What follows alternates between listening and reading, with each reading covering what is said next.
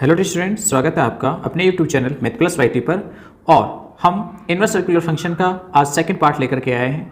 पिछला पार्ट यदि किसी ने नहीं देखा है तो आपको डिस्क्रिप्शन बॉक्स में इसका लिंक मिल जाएगा या ऊपर आई बटन में भी आपको लिंक दिया जा रहा है, आप पहले उसे वहां से देख लीजिए, क्योंकि आज का जो वीडियो है वो कल के वीडियो पर बेस्ड ही है। कल हमने आपको बताया था प्रतिलोम वृत्तीय फलन क्या होते हैं और उनके मुख्य मानों के लिए अंतराल कौन कौन से होते हैं, ठीक है। और आज हम आपको प्रतिलोम वृत्तीय फलनों के मुख्य मान ज्ञात करना समझाएंगे। बोर्ड एग्जाम में हमारे पास यहाँ से 1 अंक का क्वेश्चन आता है, ठीक है। तो आपको इस चीज़ का ध्यान रखना है, इंपॉर्टेंट है। छोटे छोटे क्वेश्चन हैं, फटाफट आप करते चले जाओगे। सीखने की कोशिश कीजिए कि यहाँ पर वैल्यू किस प्रकार से निकाली जाएंगी, मुख्य मान कैसे कैसे निकाले जाएंगे। कल एक लास्ट में हमने रिवीजन रिव्यू में एक टेबल बनवाई थी, बस वो टेबल याद रख लीजिए और आपके पास मुख्य मान ज्ञात करना आ जाएगा, ठीक है। तो चलिए वीडियो को शुरू करते हैं बिना टाइम गवाए। उससे पहले यदि आप मेरे चैनल पर नए हैं तो प्लीज़ चैनल को सब्सक्राइब कर लीजिए, बेल आइकन में ऑल प्रेस कर लीजिए और अपने दोस्तों के पास भी वीडियो को शेयर कराइए। कंटिन्यूसली आपको ये वीडियो लेक्चर्स मिलेंगे, कोशिश होगी कि हम आपको अच्छा मटेरियल उपलब्ध करवाएं। इसी पर्पज से हमने ज्वाइन बटन ऑन किया है एक, जहां आपके पास 59 रुपीज़ और 199 रुपीज़ के 2 ऑप्शंस दिए गए हैं। 59 रुपीज़ का जो आपके पास वहां पर ऑप्शन है, वहां आपको इन वीडियोज़ की PDF मिलेगी। इट मीन्स पर डे को ज़्यादा चार्जेस नहीं लग रहा है, आप देखें तो पर डे 2 रुपये का। इसके अलावा वहां पर चैप्टर वाइज आपको PDF भी के अलावा इंपॉर्टेंट क्वेश्चंस के वीडियो भी मिलेंगे, चैप्टर वाइज इंपॉर्टेंट क्वेश्चंस के वीडियोस मिलेंगे। और 199 में आपको वहां पर डाउट्स के लिए लाइव क्लासेस मिल जाएंगे, इंपॉर्टेंट क्वेश्चंस के वीडियोस भी मिल जाएंगे, साथ ही चैप्टर वाइज ऑनलाइन टेस्ट की व्यवस्थाएं भी होंगी और आपका रिजल्ट वहां पर सभी का एक साथ ही जारी कर दिया जाएगा। आप अपना नाम जो भी रखेंगे उस हिसाब से आप उस रिजल्ट को देख पाएंगे। वहाँ पर ऑनलाइन टेस्ट होंगे, बहुत सारी फैसिलिटीज़ है वहाँ पर आपको लिखी हुई मिलेंगी, आपको क्या क्या चीज़ें मिलेंगी वहाँ पर। तो आप जब ज्वाइन बटन पर क्लिक करके देखेंगे आपके पास डिटेल सामने आ जाएगी।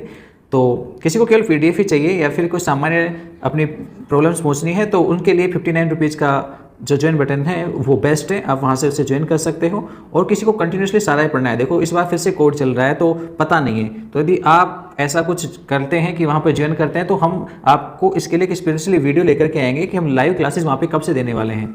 तो 199 वाले जो ज्वाइन बटन के ऊपर की हम बात करें तो 199 वाला जो आपके पास गोल्ड मेंबरशिप का प्लान है वो गोल्ड मेंबरशिप है। वहाँ पर आपको मात्र 200 रुपये में, 199 रुपये में आपको पूरे महीने भर की लाइव क्लासेस मिल जाएंगी, उनके वीडियो नोट्स आपको मिल जाएंगे, इंपॉर्टेंट क्वेश्चंस के वीडियोज आपको मिल जाएंगे, चैप्टर वाइज आपको टेस्ट भी वहाँ पे मिल जाएगा, साथ ही डाउट्स भी क्लियर कर दिए जाएंगे। और फिर भी यदि किसी को ज़रूरत पड़ती है तो वहाँ पर हम आपसे पर्सनली कॉन्टैक्ट भी कर पाएंगे। यदि आप इच्छुक होंगे तो हम आपको as a phone on call पर भी ये फैसिलिटी देने की कोशिश करेंगे। वहाँ इससे संबंधित एक वीडियो हम स्पेशली लेकर आएंगे आपको समझाने के लिए कि क्या क्या सब चीज़ें होंगी। और ये लाइव क्लासेस वाला शेड्यूल हम कब से शुरू करेंगे इसके बारे में भी डिस्कस करेंगे, ठीक है। तो फिलहाल तो हम अपना टॉपिक शुरू करते हैं। आ जाइए, प्रतिलोम वृत्तीय फलनों के मुख्य मान हम कैसे ज्ञात करेंगे।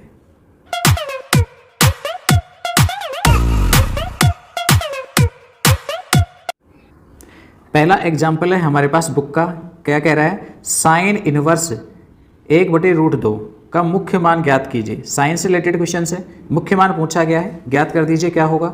तो देखिए कैसे सोल्व करना है। जो भी आपको इनवर्स फंक्शन मिला है साइन इनवर्स 1/√2, आप उसको y मान लीजिए। ध्यान से समझना स्टेप बाय स्टेप। y मानने के बाद आप इसे यूं कह सकते हो 1/√2 equal to sine y। Inverse वाले पद को इधर लिख दिया है तो क्या हो गया, साइन y हो गया है। अब आप साइन के टेबल में 1/√2 पे ध्यान दीजिए। यदि ये नेगेटिव होता है, पॉजिटिव होता है, इसका ध्यान रखना है। ये पॉजिटिव है तो साइन के टेबल में 1/√2 कितने डिग्री कोण के लिए होता है, साइन 45 के। और साइन 45 को हम क्या कहते हैं, साइन π/4। और किसके बराबर है, साइन y के, ठीक है। दोनों साइन की वैल्यू है, इट मीन्स एंगल भी इक्वल होंगे तो y की वैल्यूज आपको कितनी मिल जाएगी, π/4। हमें y का मान चाहिए था, साइन इनवर्स √1/2 क्या है, y ही है, तो y का मान हमको मिल गया कितना, π/4। पर ये π/4 आंसर है या नहीं है, इस चीज़ को कंफर्म कैसे करेंगे। ये आपके पास हमने मुख्य मान बताया था साइन का, -π/2 से +π/2 के बीच में होता है। क्या π/4 इसी अंतराल के मध्य में आता है, बिल्कुल। देखो π/2 यानी 90 डिग्री, 90 डिग्री से छोटा ही मान है π/4, तो इसी अंतराल में शामिल होगा, तो बिल्कुल सही है। तो आप इसे आंसर कह सकते हो, ठीक है। यदि यहाँ पे नेगेटिव आता तो फिर हम अलग करते। नेगेटिव वाले क्वेश्चन आगे आ रहे हैं, उनको देखिए। सेकेंड एग्जाम्पल है वो है कोट इनवर्स माइनस में 1/√3 का मुख्य मान ज्ञात कीजिए। यहाँ पर भी मुख्य मान पूछा गया है, कोट इनवर्स -1/√3 का पूछा गया है। तो जैसे समझाया था सेम वही कार्य करेंगे हम यहाँ।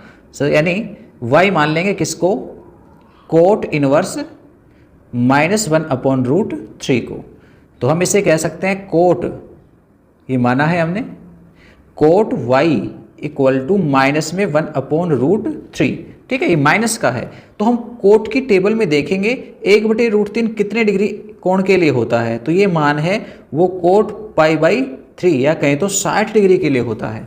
पर ये कैसा है, नेगेटिव है, और इधर वाला कैसा है, पॉजिटिव। हम नेगेटिव को पॉजिटिव कैसे बना सकते हैं, हम जानते हैं कि सेकंड क्वाड्रेंट में ये पॉजिटिव बनाने की जरूरत क्यों पड़ रही है, ये भी ध्यान रखना, क्योंकि कोट के लिए हमने आपको जो इंटरवल बताया था वो क्या होता है, 0 से पाई, मुख्य मानों का जो अंतराल है वो 0 से पाई होता है।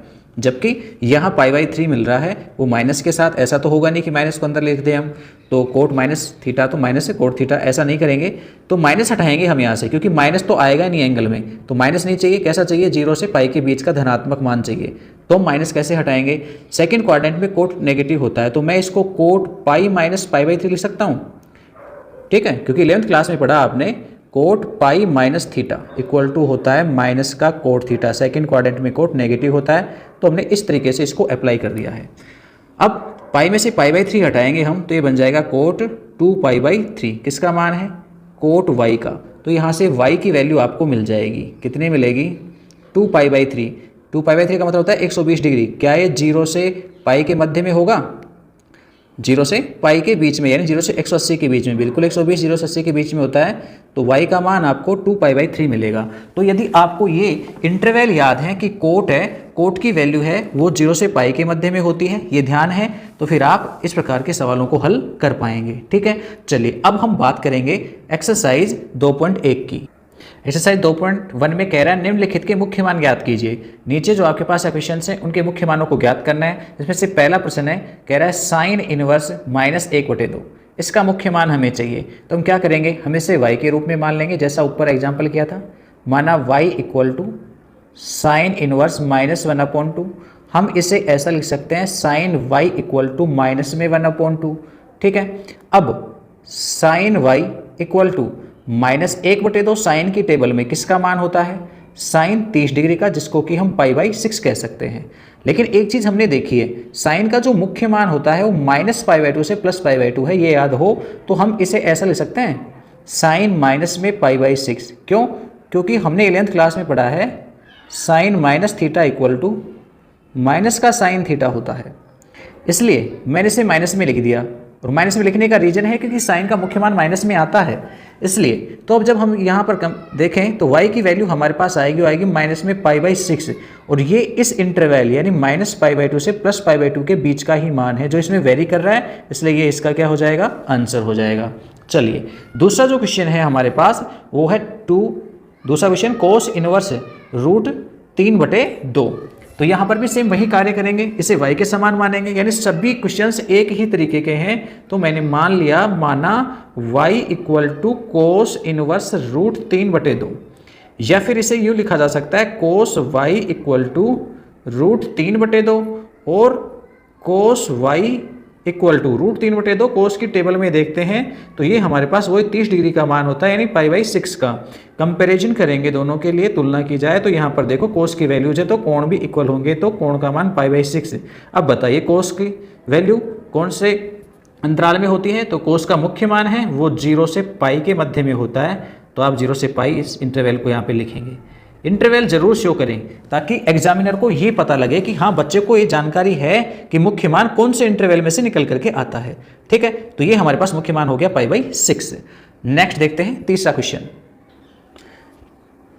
कोसेक इनवर्स 2, ये हमारे पास तीसरा क्वेश्चन। हम इसको सोल्व करें तो सेम वही कंडीशन फिर से मानेंगे कि माना y equal to cosec inverse 2, और हम इसे लिख सकते हैं कोसेक y इक्वल टू 2, और कोसेक की टेबल देखेंगे तो 2 कितने डिग्री कोण के लिए होता है, तो कोसेक हमारे पास π/6 यानी 30 डिग्री के लिए, तो π/6 लिख देता हूँ मैं यहाँ पे। तो ये कोसेक y की वैल्यू है, तो यहाँ पे y का जो मान है वो आपको मिलेगा π/6। अब कोसेक का इंटरवल याद कीजिए, कोसेक के लिए आपके पास इंटरवल कितना होगा, यानी वही -π/2 से +π/2, और इसमें क्या शामिल नहीं होगा, 0 शामिल नहीं होगा, ठीक है, तो ये मान हमारे पास पाई/6 यहाँ पर मुख्य मान होगा। चौथे क्वेश्चन की हम बात करते हैं, तो चौथे प्रश्न में कह रहा है tan इनवर्स -√3 है।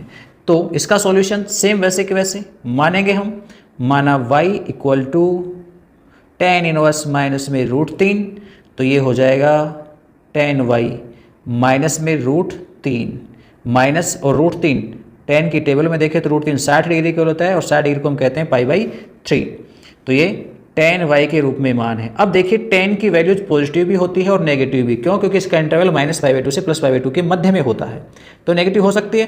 तो हम इसको tan, देखो माइनस को अंदर लिख देंगे, ये सेम उसी प्रकार से लिखा जा रहा है जैसे हमने साइन में लिखा था। सूत्र tan - थीटा 11th में पढ़ा, माइनस में tan थीटा के बराबर होता है। तो यहाँ पर tan y equal to minus में tan √3 हमने लिख रखा है, तो y की जो वैल्यू आएगी वो आएगी माइनस में π/3, और ये बिल्कुल इसी ओपन इंटरवल माइनस में π/2 से +π/2 के बीच में वेरी करता है, इसलिए ये इसका मुख्य मान हो जाएगा। चलिए नेक्स्ट क्वेश्चन देखते हैं हम आगे। पांचवा प्रश्न है हमारे पास, कोस इनवर्स -1/2 का मुख्य मान ज्ञात कीजिए।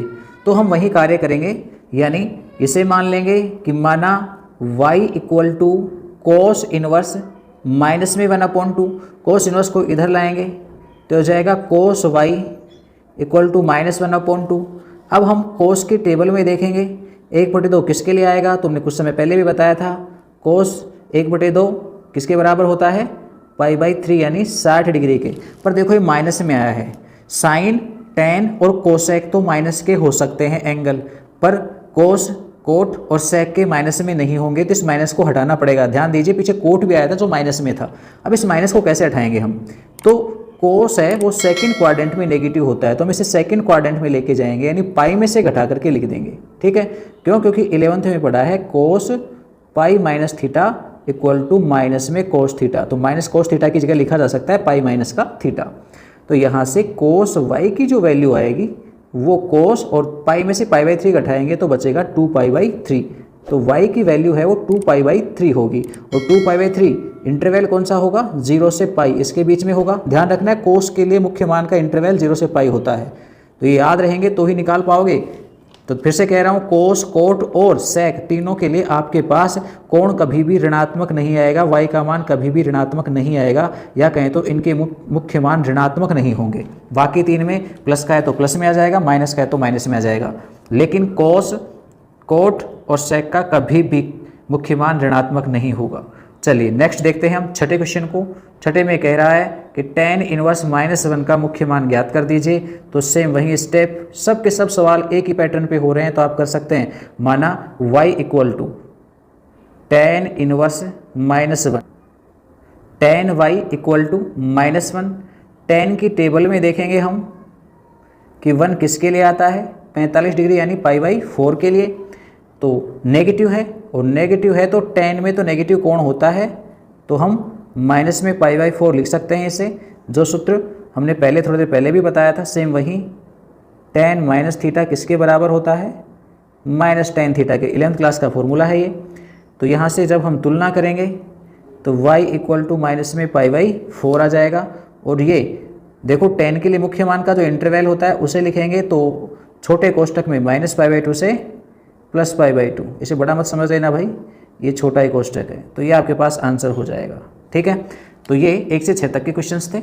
आगे देखिए सातवां। देखिए सातवें प्रश्न को कह रहा है sec इनवर्स 2/√3 के लिए मुख्य मान ज्ञात कर दीजिए। वही तरीका है, मानेंगे हम इसे। माना y sec का पहली बार आया है इसलिए करा रहे हैं, नहीं तो अब देखो लगभग आपको समझ में आ गया होगा पैटर्न क्या करना है। तो ये हो जाएगा sec y, खूब एग्जाम्पल हो गए आपके पास 2/√3, और अब आप टेबल देख सकते हो sec की। sec की टेबल में 2/√3 है, वो sec 30 डिग्री का मान होता है, और उसे कहते हैं हम sec π/6।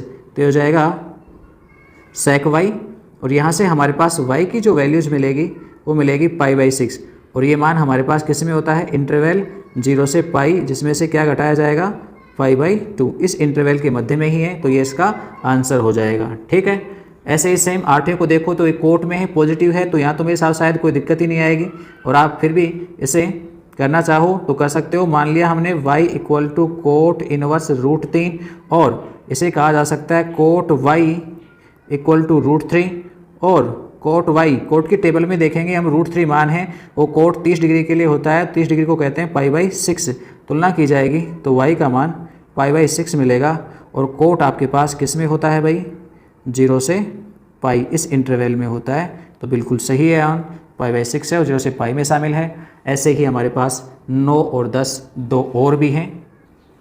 तो 90 को देखें हम, कहता है कोस इनवर्स माइनस में 1/2 है, इसका मुख्य मान ज्ञात कर दीजिए। तो हम जानते हैं उसी हिसाब से करेंगे, सेम पैटर्न वही माना y equal to cos inverse minus में 1/2। पैटर्न समझ गए होंगे आप, सभी जगह यही कार्य करना है। कोस y का मान माइनस में 1/2 हो जाएगा और इसी क्रम में और आगे हम बढ़ते हैं तो 1/2 कोस की टेबल में π/3 यानी 60 डिग्री के लिए मान होता है, लेकिन हमने कहा कि कोस के लिए मुख्य मान कभी भी माइनस का नहीं होगा। तो माइनस हटाने के लिए हम इसे पाई में से घटा देंगे। तो हर जगह पर पाई में से ही घटाना है, कहीं माइनस हटाना है तो। और माइनस कहाँ कहाँ हटेगा, कोस, कोट और सेक में। बार बार समझा रहे हैं आपको ये। कोस वाई इक्वल टू ये हो जाएगा कोस 2π/3 या y का जो मान है वो मिलेगा 2π/3 और 2π/3 कौन से अंतराल में आता है, 0 से π, जो कि कोस का मुख्य मानों का अंतराल है, इसी में शामिल है। तो ये इसका आंसर हो जाएगा। 10वें क्वेश्चन पे आ जाइए। 10वें में कहता है कोसेक इनवर्स -√2, ये मान ज्ञात कर दीजिए कितना होगा मुख्य मान। तो यहाँ पर सेम वही कंडीशन है, मान लिया हमने y equal to cosec inverse minus में √2, या आप इसे कोसेक y इक्वल टू -√2 कह सकते हैं, या फिर -√2 की जगह पर कोसेक के रूप में मान है वो π/4 होता है। पर हमने कहा आपको कोसेक है वो नेगेटिव होता है, तो नेगेटिव रखा जा सकता है इसे। तो हम इसे कोसेक माइनस में π/4, मुख्य मान माइनस में होता है इसलिए माइनस में लिखा है मैंने इसे। माइनस में नहीं होता तो हम नहीं लिखते, पॉजिटिव बनाते। तो यहाँ से तुलना की जाएगी तो y का मान माइनस में π/4 हो जाएगा। और इसके लिए जो इंटरवल मिलेगा वो हमें पता है क्या होता है, मुख्य मानों का इंटरवल -π/2 से +π/2, और जिसमें से हमें घटाना है कितना, 0 को छोड़कर बाकी जो इंटरवल है उसी में शामिल है माइनस का π/4। तो ये इसका आंसर हो गया है। तो चलिए अब आगे कुछ क्वेश्चंस और हैं, हम उनकी भी बात कर लेते हैं। कह रहा है यहाँ से प्रश्न नंबर 11 से लेकर के और 12 दो क्वेश्चन हैं जिनके मान आपको यहाँ पे ज्ञात करने हैं। तो 11 क्वेश्चन क्या कह रहा है कि tan इनवर्स 1 प्लस में कोस इनवर्स -1/2 और प्लस में साइन इनवर्स माइनस में 1/2 क्या करना है, निम्नलिखित के मान ज्ञात करने हैं, क्या क्या होंगे। तो देखो जब बात हो रही है मान ज्ञात करने, कुछ नहीं लिखा गया तो मुख्य मान निकालने हैं। सिंपल सी बात है, tan इनवर्स 1 है, आप tan इनवर्स 1 का वैल्यूज आप तीनों की अलग अलग मान करके वैल्यू निकाल सकते हो। x y z मान लीजिए, तीनों को अलग अलग कर लीजिए। tan इनवर्स 1 को x मान लीजिए, कोस इनवर्स -1/2 को y मान लीजिए, साइन इनवर्स -1/2 को z मान लीजिए। तीनों को जोड़ दीजिए x y z जो भी आता है। तो देखो मैं तो इतना बड़ा नहीं कर रहा हूँ, यहाँ पर केवल एक वैल्यू निकाल रहा हूँ किसकी, tan इनवर्स 1 की। क्यों, क्योंकि कोस इनवर्स 1/2 का अभी ऊपर हमने क्वेश्चन नंबर 9 किया है और साइन इनवर्स 1/2 हमारे पास पहला ही प्रश्न है। तो इनकी वैल्यूज हमने निकाल दी, तो बार बार निकाल के फिर दोबारा यहाँ पे बड़ा वीडियो बनाए, इससे कोई मतलब नहीं है। तो tan इनवर्स 1 का देख लीजिए, और 1 आप जानते हो 1 किसके लिए होता है, π/4 के लिए होता है tan में। तो यहाँ पे आंसर सीधा ही मिलेगा, और आप चाहें तो निकाल सकते हो। इसे मैंने थोड़ी देर के लिए x मान लिया है, ठीक है। tan इनवर्स 1 तो ये बन जाएगा tan x इक्वल टू 1, या फिर tan x एक किसके लिए होता है, tan π/4 के लिए, 45 डिग्री के लिए। तो x का मान आ जाएगा π/4। तो आप tan इनवर्स 1 की जगह पर π/4 पुट कर सकते हैं, ठीक है। x का मतलब क्या है, tan इनवर्स 1 है। तो tan इनवर्स 1 की वैल्यूज π/4 आ गई। बाकी कोस इनवर्स 1/2, साइन इनवर्स -1/2 की वैल्यूज हमने पहले ही प्राप्त कर रखी है, तो मैं यहाँ रख लेता हूँ। आप उन्हें कैलकुलेट कर सकते हैं दोबारा से, ठीक है। आप करेंगे तो प्रैक्टिस होगी आपकी, तो आप करके ज़रूर देखें इनको। जैसे मैंने एक माना है ऐसे y और z मान के आप और कर देना। तो देखिए tan इनवर्स 1 की वैल्यू तो मिली π/4, और कोट इनवर्स -1/2 है, इसकी वैल्यूज अभी हमने निकाली थी ऊपर 9वें क्वेश्चन में। 2π/3 है हमारे पास, ये रही, ठीक है। तो 2π/3। इसके अलावा प्रश्न नंबर 1 में हमने साइन इनवर्स की 1/2 की वैल्यूज निकाली थी, वो हमें मिली थी -π/6। हम इसे सोल्व कर लेंगे। सभी में हमारे पास देखा जाए तो एलसीएम कितना है, 12 है।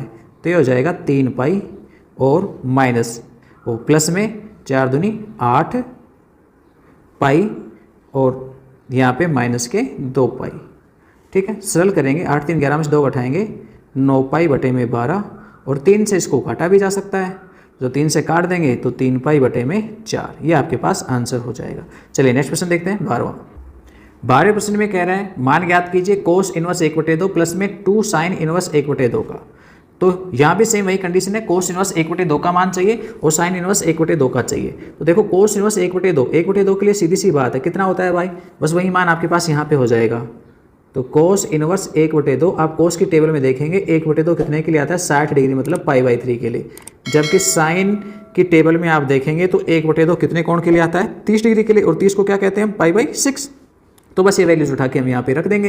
तो ये कोस इनवर्स 1/2 और प्लस में 2 साइन इनवर्स 1/2 इक्वल टू π/3 और प्लस में 2 इंटू π/6। तो 2 से 6 कट जाएगा, 3 आ जाएंगे। तो π/3 में हम π/3 को जोड़ देंगे, आंसर मिलेगा 2π/3। ये हमारे पास मान आ जाएगा।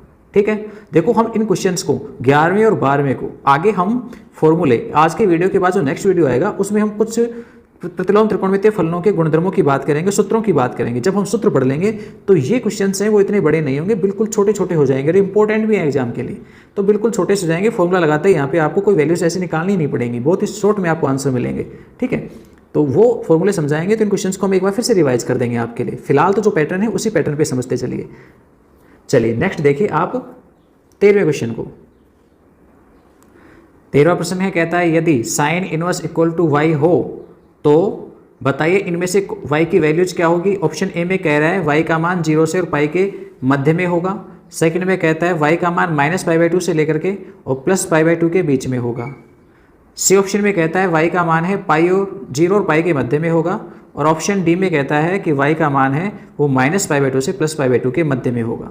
ठीक है, तो साइन इनवर्स के लिए आपने देखा है प्रांत क्या होता है, प्रांत का मान -1 से +1, और परिसर क्या होता है, यानी मुख्य मान का जो अंतराल क्या है वो क्या होता है, वो हमने जो पढ़ा है वो था माइनस में π/2 से +π/2, ये बड़े कोष्टक में था। और इसे समुच्चय निर्माण रूप में 11वीं क्लास में लिखना सीखा था, -π/2 लेस देन इक्वल टू, ये y का मान है तो यहाँ y आ जाएगा और इधर π/2। तो इस प्रकार के इंटरवल को इस प्रकार से लिखा जाता है। तो ऐसा ऑप्शन है आपके पास यहाँ पर, कौन सा है भाई, ऑप्शन बी। तो ऑप्शन बी आपके पास राइट आंसर हो जाएगा। तो हम बी को यहाँ पे आंसर के रूप में लिख रहे हैं। चलिए नेक्स्ट देखते हैं 14वां प्रश्न। 14वें प्रश्न में कहता है कि tan inverse √3 minus sec inverse -√2 का मान बराबर है। ऑप्शंस मिले हैं, ए ऑप्शन के रूप में पाई, बी ऑप्शन के रूप में माइनस में π/3, सी ऑप्शन के रूप में π/3 और डी ऑप्शन के रूप में है 2π/3। अब इनमें से कौन सा आंसर सही है वो हमें यहाँ पर बताना है। तो हम सोल्व करेंगे tan √3। देखो सिंपल सा है, tan √3 है tan इनवर्स में, तो tan की टेबल में √3 पॉजिटिव मान है तो सीधे सीधे बात कर लेंगे। तो tan इनवर्स √3, तो इसके लिए जो मान होगा वो √3 की वैल्यू जो भी कोण होगा वो कोण मिल जाएगा। तो √3 टेबल में देखा जाए तो tan π/6 के लिए हो, π/3 के लिए होता है 60 डिग्री के लिए, तो आपको इसका आंसर π/3 मिल जाएगा। साथ में sec इनवर्स और है, तो मैं इसको मान लेता हूँ वह y बराबर में sec इनवर्स माइनस में √2 है, ये हमने माना।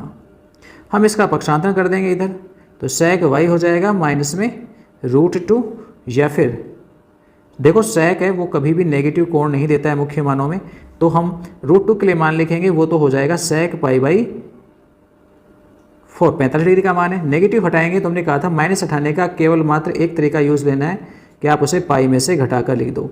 अब sec के लिए मान आपको मिल जाएगा, पाई में से π/4 घटाएंगे तो 3π/4, ये sec y का मान है तो y मिलेगा 3π/4। क्या रियल में ही ये इंटरवल 0 से पाई के मध्य में है? बिल्कुल। 3π/4 का मतलब 135 डिग्री होता है, जो कि 0 से और 80 के मध्य यानी 0 से पाई के मध्य में आएगा। यहाँ π/2 शामिल नहीं है, ऐसा भी लिखना है आपको।